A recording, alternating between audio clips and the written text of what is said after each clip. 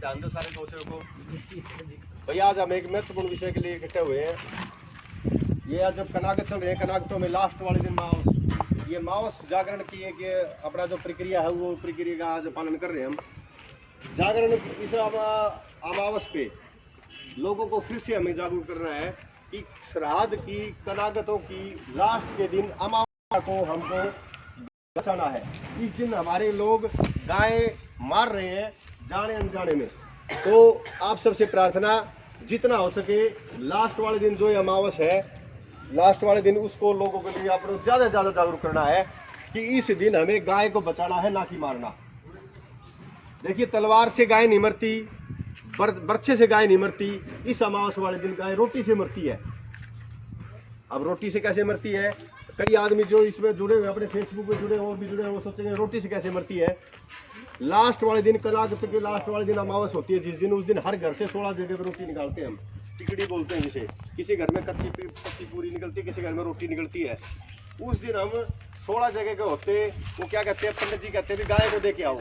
गाय हमारे घर में मिलेगी नहीं क्योंकि हमने पाल नहीं रखी। गाय के लिए हम कहाँ जाएंगे? पड़ोस में जाएंगे। पड़ोस में जो गाय रोड पे खड़ी है उसके लिए उसके पास जाएंगे और वहाँ पे जाके उस गाय को है ना, एक जना दिया आएगा, दूसरा फिर दिया आएगा, तीसरा दिया आएगा।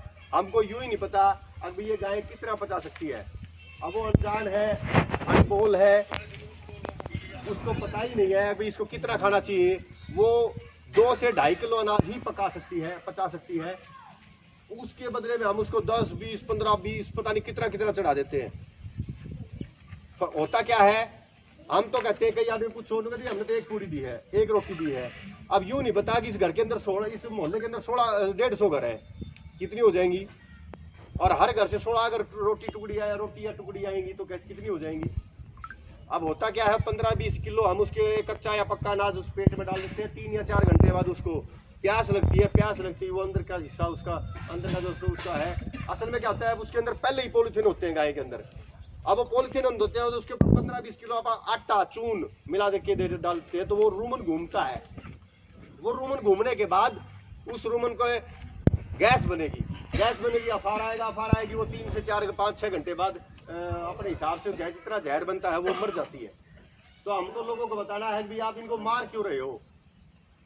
अब उसका बचाव का तरीका सुन लो। ये फूड पॉइजनिंग से गाय मरती है वे 5-6 घंटे बाद, वो पता नहीं लगता। जिस तरह यहाँ से रोटी खाई है तो वो आके 5-6 घंटे बाद आगे जाके मरती है वो, तो लोग पता नहीं लगता भी। वो तो सोचता मैंने तो अपना निश्चित कर दिया, मैंने धर्म कमा लिया, लेकिन यूं नहीं पता वो तेरे 5-6 घंटे बाद वो उस बिल्डिंग के परली साइड मरी पड़ी है, उसको पता ही नहीं लगता। तो इसलिए इससे बचने का एक ही तरीका है, लास्ट वाले दिन बता रहा हूं मैं। पूरे कनागतों में कोई दिक्कत नहीं है, क्योंकि किसी दिन पहले एक कम को किसी का श्राद्ध है तो है नहीं है, दूसरे को 2 कम को है, चौथ को है, 5 को है, लेकिन लास्ट वाले दिन सबको सब करते हैं।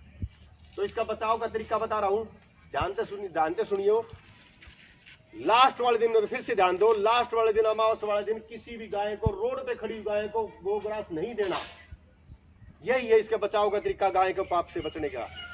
आपको अगर रोटी देनी है, पूरी देनी है, या तो घर पे गाय पालो या गौशाला में देके आओ। घर में गाय पालते नहीं, सारे दिन को सारा साल हम भूजते नहीं, डंडा घर के आगे आते ही गाय को डंडा मारते हैं और लास्ट वाले दिन अपने आप को हिंदू साबित करते हैं। यूं पता ही नहीं अब ये गाय मरेगी जिएगी। तो लास्ट वाले दिन को अगर आपको रोटी देनी ही है, पूरी देनी ही है, गोग्रास देना ही है, तो गौशाला में देके आओ, ताकि वहां पे गाय ज्यादा होती है, उनको गोग्रास पट्टी हिस्से आ जाता है। आपको सबको ये समझना पड़ेगा। बहुत ज्यादा गायें मर रही हैं, पूरे भारतवर्ष के अंदर बन रही है, और लोग जितने भी गौ भक्त हैं ये बता के थक चुके हैं, लेकिन हम लोग नहीं मान रहे हैं।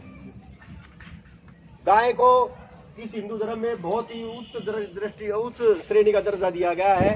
तो इसलिए सभी गौ भक्तों से प्रार्थना, अपने घर के बराबर वाले को सबको बताना है। अगर आपके पास समय है तो दूसरे घर वाले को जरूर बताना है, आपके पास और समय है तो तीसरे घर वाले को बताना है कि भी किसी भी हालत में मांस वाले दिन रोड पे खड़ी गाय को नहीं देना। अगर आपको पाप से बचना है, अगर देना है तो चारा दे दो, गुड़ दे दो। ये आटा और चून की चीजें उसके पॉलिथीन भरे पेट के अंदर मिलकर उसको पचा नहीं पाती हैं और वो अफारे से मर जाती है।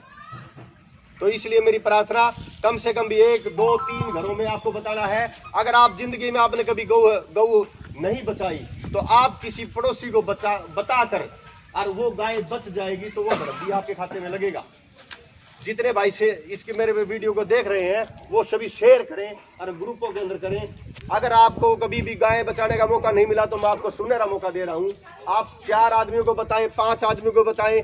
अगर आपके कहने से क्या पता कोई नया आदमी जिसको पता था पता नहीं था और वो आपके सुनने के बाद और वो गाय को रोटी नहीं देता है और वो गाय बच जाती है, वो धर्म आपके खाते में लगेगा। सभी से प्रार्थना, माउस वाले दिन फिर से प्रार्थना, माउस वाले दिन आप किसी भी गाय को रोड पे, क्योंकि कारण क्या आता है, क्या कहते हैं हमने तो एक दी है जी, एक ही यही एक आपकी जो लाइन है ना, यही मारने का कारण बनेगी इनकी।